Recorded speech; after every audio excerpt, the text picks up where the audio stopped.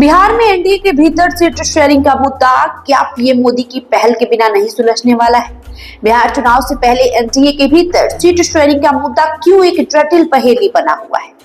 क्या पीएम मोदी की 29 मई को बिहार आना और रात को पटना में रुकना किसी सियासी संदेश की तरफ तो इशारा नहीं कर रहा?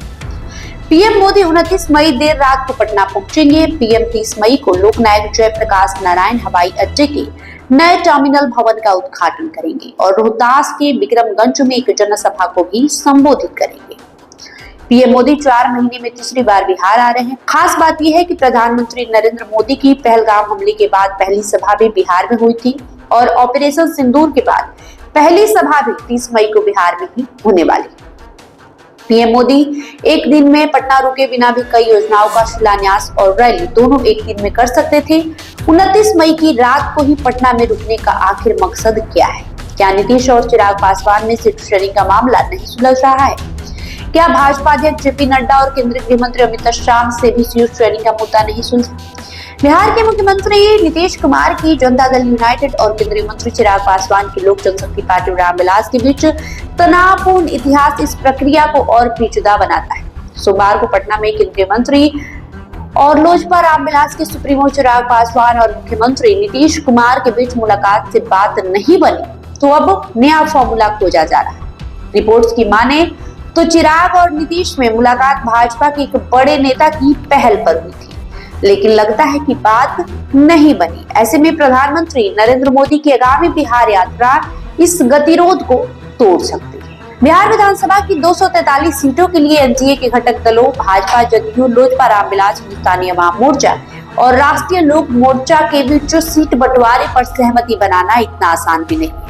2024 के लोकसभा चुनाव में एनडीए ने बिहार में 40 में से 30 सीटों पर जीत दर्ज की, जिसमें जदयू को 12, भाजपा को 12 और चिराग की लोजपा को 5 सीटें मिली थी। लेकिन विधानसभा चुनाव में सीटों की संख्या ज्यादा होने और स्थानीय समीकरणों के कारण ये प्रक्रिया जटिल है। चिराग पासवान 40 से अधिक सीटों की मांग कर रहे हैं, जबकि जदयू 100 से ज्यादा सीटों पर दावा ठोक रही है। भाजपा, जो नीतीश कुमार को गठबंधन का चेहरा बनाए रखना चाहती है, मध्यस्थ की भूमिका में है। चिराग और नीतीश के बीच 20 के विधानसभा चुनाव में तनाव रहा, जब चिराग ने जदयू के खिलाफ उम्मीदवार उतारे, जिससे जदयू को लगभग 3 दर्जन सीटों का नुकसान हुआ।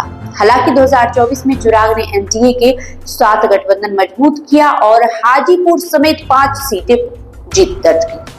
पीएम मोदी, जिन्हें चिराग ने 2024 में गठबंधन का समर्थन करते हुए गले लगाया था, दोनों नेताओं के बीच विश्वास बहाली के लिए मध्यस्थता कर सकते हैं। उनकी मौजूदगी से नीतीश को आश्वासन मिल सकता है कि चिराग गठबंधन की एकता को नुकसान नहीं पहुंचाने वाले।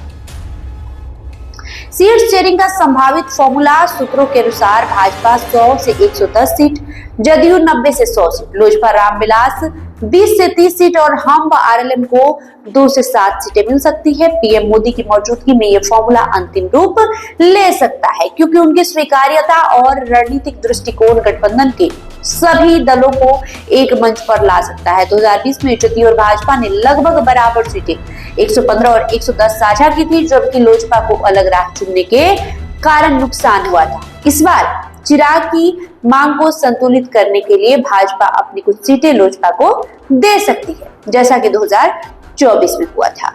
कुल मिलाकर चिराग की 40 प्लस सीटों की मांग जदयू के लिए स्वीकार करना मुश्किल हो सकता है, क्योंकि नीतीश कुमार अपने कोर वोट बैंक यानी कुर्मी और ईबीसी को मजबूत रखना चाहते हैं। पीएम मोदी की बिहार यात्रा और पटना में संभावित बैठक एनडीए के लिए सीट शेयरिंग के फॉर्मूले को अंतिम रूप देने का एक सुनहरा अवसर है।